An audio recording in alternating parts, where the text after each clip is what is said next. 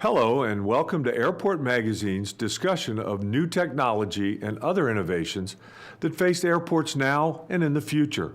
I'm Scott Brockman, President and Chief Executive Officer of the Memphis International Airport and Chair of the American Association of Airport Executives. We have a distinguished group of panelists in studio today to discuss a range of innovations.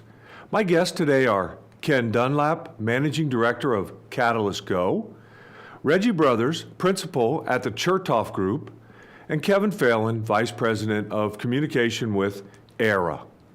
I'd like to start the conversation today with Ken and his firm's focus on complex autonomous transportation technologies. Can you tell us where we are when it comes to autonomy? Sure, Scott. I think where we are right now is where the iPhone was 10 years ago. If you take a look at ground vehicles, it was only since 2005 where we actually had an autonomous vehicle go from point A to point B and navigate itself and not hit anything along the way. But if you look at cities such as Pittsburgh today and states such as California, you have autonomous vehicles and drivered vehicles mixing together daily.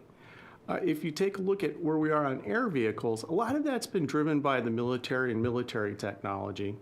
And what we've seen, especially with the wars that we've had in the Middle East, that's accelerated commercialization of some of these drone technologies. And we're at the point now, Scott, where if you hear the word drone, more than likely you're thinking about something that your neighbor is flying across your backyard than something that might be flying over the skies of Afghanistan. And we also have big players in the air side. Intel is known for its infrastructure inspection and the drones that it has.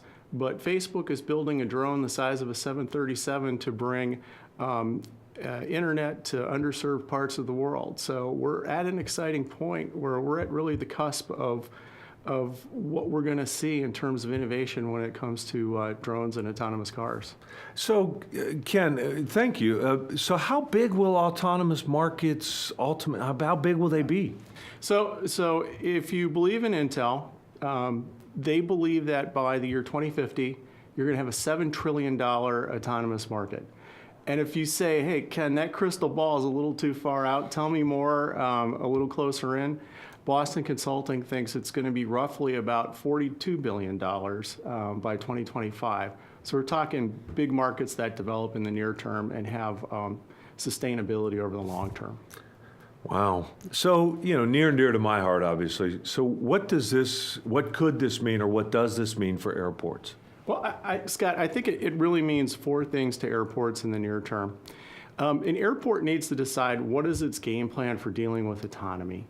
There are going to be members of the airport business community that are going to decide that autonomy is right for them doing business in and around the airport. And I think airport leadership needs to decide, are we going to support this? Are we going to encourage it? If so, how so? If not, why not? And then, more interestingly, the airports have to look at their business plans because, make no mistake, autonomy is going to change aeronautical revenue and non-aeronautical revenue. Let me just talk a little bit about the non-aeronautical revenue side. Audi did a study a few years back, and they were looking at parking lots. And Audi found out that if you take a parking lot and you make it partly autonomous and partly drivered, you'll need 26% fewer spaces. And if you take that same parking lot and decide, well, this is going to be where my autonomous vehicle parking lot's going to be, you're going to need 62% fewer spaces. And then on the aeronautical side, which is near and dear to everyone, passengers have been asked time after time, if you had the choice between flying an airplane or taking an autonomous vehicle on a short trip of under about 500 miles, the surveys are saying passengers would rather take autonomous vehicles. And finally, you have to realize that all this is going on while TNCs are changing their business models. In markets where TNCs operate, roughly about 3% of all rides are being offered by TNCs. And by 2030, that number is going to grow to about 23%. So you've got all these factors going on. And I just would like to mention two more things, because the short haul market, I think, is really important for airports to understand. In that, with passengers expressing a preference for autonomy over airplanes, I think that kind of sounds the death knell for regional flights under about 500 miles. And airports will need to decide, should we become an operator of a short-haul autonomous fleet to fill that gap and fill that need? And I think there's a strong business plan for that. But, Scott, there's also a business plan for the TNCs to fill that role, and there's a business plan for the rental car companies to fill that role. And so I think what airports need to ask themselves is, where do we fit along that spectrum? Are we going to be the owner-operators of these autonomous fleets for short haul? Or on the other side, are we going to be the supporters of the companies that run the autonomous fleets out of our airport? And I think looking at your strategic resources and deciding where you fit along that spectrum is going to be key. And just one last thing. The airport needs to take a look at where autonomy fits in their current business plan. And there's a role for autonomy. If you believe Intel, what they're telling us is that infrastructure inspections costs can be decreased by about 50% if you do it autonomously. And there's a strong argument to be made for giving autonomy to your police departments that are doing perimeter patrol and protection. Well, that was going to be my next question is from a business standpoint, we know we have to start to envision the future now because of the implications from a business standpoint. But operationally, that what you're heading right where I wanted to go, which was what role does autonomy play in our perimeter inspections, in our property inspections? I have 3 airports, Sure. So it's important, for me to find a better, more efficient way to do that. Well, what autonomous vehicles give your police departments is a vehicle that never goes to sleep, never tires out, continues running until the gas tank runs empty or the battery runs dry. Yeah. And so it gives you persistence in your protection activities where that autonomous vehicle can just essentially keep running and have full sensor capability on its entire route. But it also allows one officer to be in 2 or 3 places at once. And it also allows one other interesting thing. So if an airport has a limited budget for new sensor systems for perimeter protection, what they can do is they'll only need to field 1 or 2 systems and put them on an autonomous vehicle rather than take an entire airport perimeter and put these advanced sensors through it. So you've got economies of scale on that. And just one other thing when it comes to the airport business. When you take a look at all the ground vehicles that are out there running across the airport, whether they're cargo tugs, whether they're passenger movers, whether they're parts trucks moving back and forth, I think an airport needs to ask itself, is there a role for us to create a sharing economy on our airport and become the Uber and Lyft of operating those services and allowing them to pool among the operators on the airport? Well, it's great thoughts, and it's definitely something that we as airport directors and managers need to think about going forward. Thank you, Ken. On the topic of situational awareness, I'd like to transition to our next guest, Dr. Reggie Brothers. Reggie, you served as Undersecretary for Science and Technology from 2014 until earlier this year. Mm-hmm.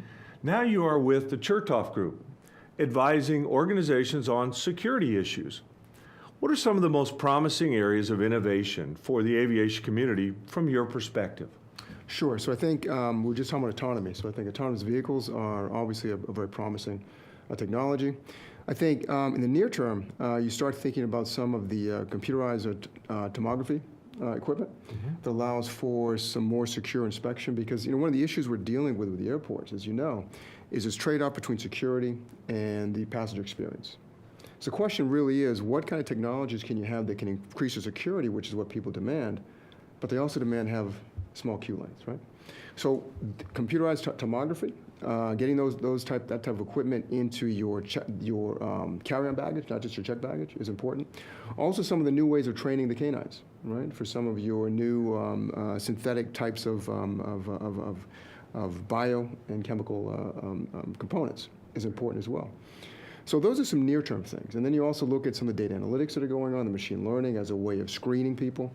That, of course, has trade-offs. And I think one of the things I've learned by being at DHS is that there's consistent issue of trade-offs. Right? So you talk about data analytics, talk about machine learning, talk about screening.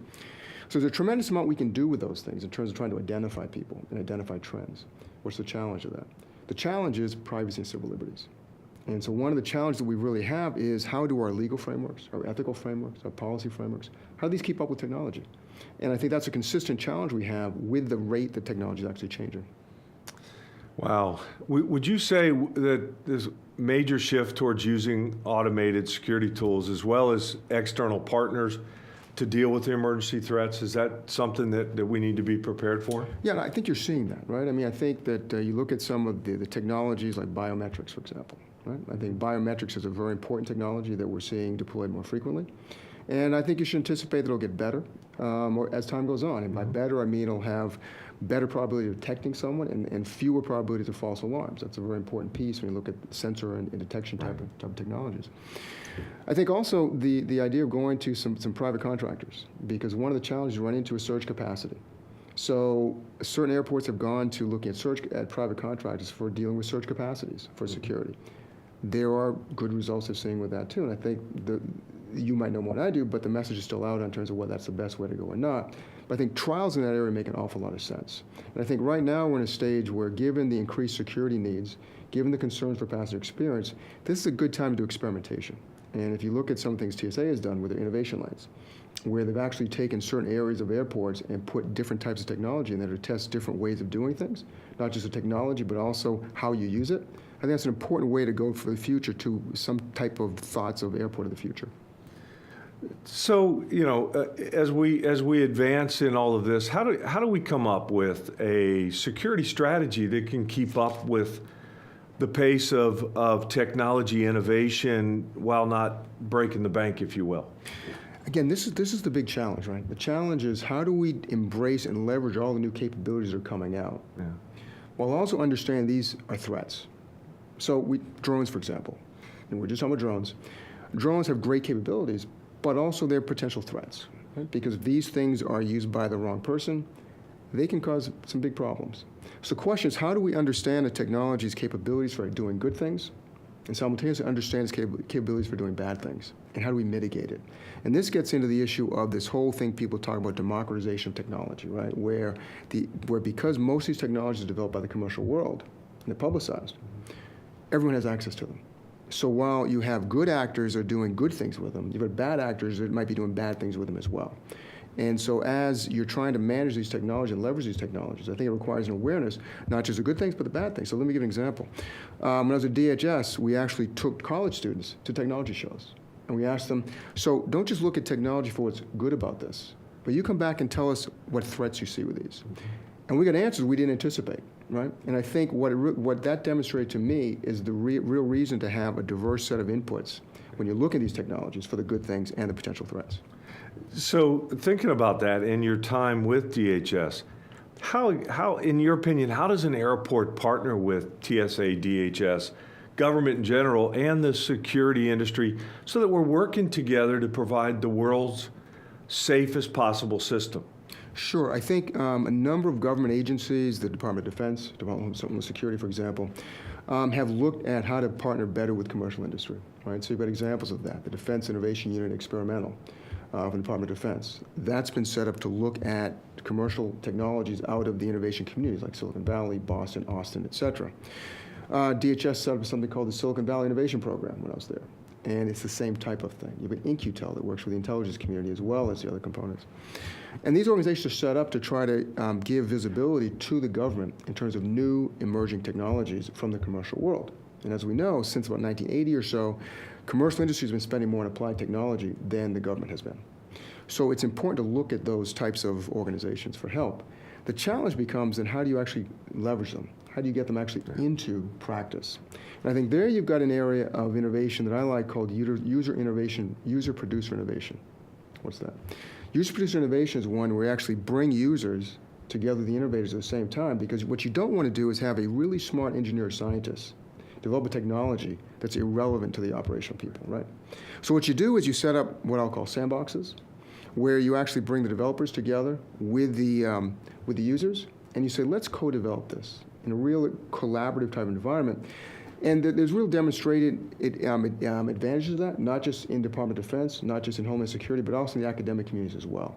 So I'd encourage airports to work with the government in those areas, working with the outreach communities to the commercial industries, and also to try to have pilots where you're working with the operational people, with the developers, to say, you know what, with this type of technology, we hadn't thought about this before, but now this could be effective. So in other words, we need to partner together and play in the same sandbox. There you go. Thank you very much, Reggie, for those wonderful insights. I'd like to shift gears a little bit to a different type of technology, if you will. Our next guest is Kevin Phelan, communication lead from a startup company helping the blind community called Aira. Kevin, can you start by sharing the background of Aira and how it is poised to help airports provide a better customer service experience? Sure. So essentially, the company was started by someone who had a neighbor who was visually impaired, and he's an engineer and roboticist by training, and said, this is a problem that I think we can figure out with technology for today. So using technology for good. And they ultimately spent the last couple of years working at a system where we, for a monthly fee, it's a subscription base, we would send you a pair of smart glasses, have you download the Aira app, and connect to an actual live human agent who's able to help you either navigate or provide information to access immediately. So tell me a little bit more about, who are the Aira agents that are taking the calls? Where are they at, and exactly how does somebody become that, or what do they go through to get to be an agent? Sure. So I think it's all part of this kind of gig economy, right? Where just like there's Uber drivers in all around the world, we have today we're launched in the United States only, and we have Aira agents in all 50 states. What they do is they apply to become an agent, and then they go through about a 3 to 4 week training process where they go through orientation and mobility training. They learn to use it's an artificially or an AI-powered dashboard, and that dashboard has geolocation information. So where is the user at? A feed of the video that is streamed through the video or the glasses that they use, and then also all kinds of user data about how they like to get their information and so on and so forth. So think about it almost like a personal concierge or an OnStar for the blind and visually impaired. Well, that's what I was thinking, a personal concierge that's with you at all times. So taking this technology and looking into my world, what impact can we see inside of an airport? Yeah, so today we're actually seeing one of our heaviest areas of usage is in the airport. And the reason is the users will actually through the Aira service, they'll call their Uber or Lyft.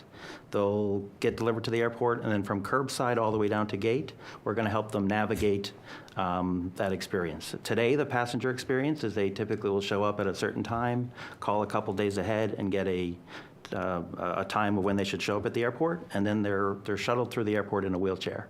So for someone who has no cognitive or physical disability, it's currently not a great customer experience. And with Aira, they literally are going from curb to gate independently and just like you or I. So Aira basically lets them control their experience better and more fully. So looking at this, what's next for Aira? Sure. So today we're launched in just in the U.S., but we have plans to expand globally. There's 300 million blind and visually impaired people. We're also seeing more people in the low vision category. So someone who has macular degeneration, someone whose parents are losing their sight. This is a great service for if you're losing your vision and you don't have those mobility and skills. This is a great way to go through the education to get them, but at the same time have a personal concierge to help you in that transitional time. So so that's fabulous. As our population ages, and of course with the medical advancements, we are aging, living longer. There are those challenges at times with some loss of sight where someone could regain their full utilization if they had some assistance in being able to move about. Fabulous. Hello, and thank you for calling Aira. This is Ryan. How can I help you today, Zach? Yeah, I need to get a ride from the Curtis Hotel to the Denver International Airport. All right, give me just 1 second here. You'd like to do that with an Uber? Yes, please. So the estimated fare is about $26 to $33, and it should be about 3 minutes. Would you like me to confirm the request? Yes. Excellent.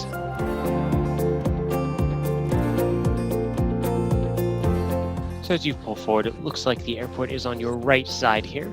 All right, I do see off just towards your right is a ticketing and check-in door. So if you want to angle forward and just a little towards the right here. And as you do go in these doors, I see that there is a caution wet floor sign on your right. B45. Okay. All right, if you can scan towards your left here. All right, and I think you're going to want to go forward here. And then now take a left here. Okay. Now you can go on ahead forward, and it should be ahead on, I believe, the right side as we go forward here. And then can we also stop by one of the boards to make sure that nothing's changed? Yeah, absolutely. I do see it up above you here. If you can scan upwards. Right there. What I'm going to do here is take a picture, and that'll give me a high definition still image for the Denver to San Diego Yes. with United. And I Yes. see that that is still at gate B45. Yes. So turn back to this direction. Yep, back towards your right. All right, so you are on your right passing B42. Okay. So we'll be a couple gates down. You are going through a smaller hallway here. It looks like they are doing some construction on the right now. A smash burger will be arriving soon. Nice. And you are coming up, and I believe this is B45. We're going to get a little closer just to confirm that.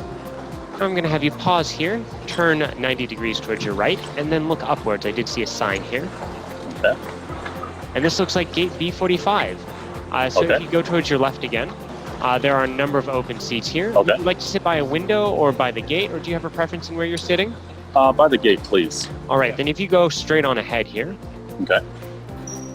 and angle just right, you're going to want to go to the right of this pole here. Okay. And now back towards the left just a little, and these seats right here will put you directly at the entrance here to B45. Alrighty. All right, and is there anything I can help you with today? I don't think so. Anything else? All right, in that case, I hope you have a wonderful flight. All right. Thank you. Absolutely. Goodbye. Bye.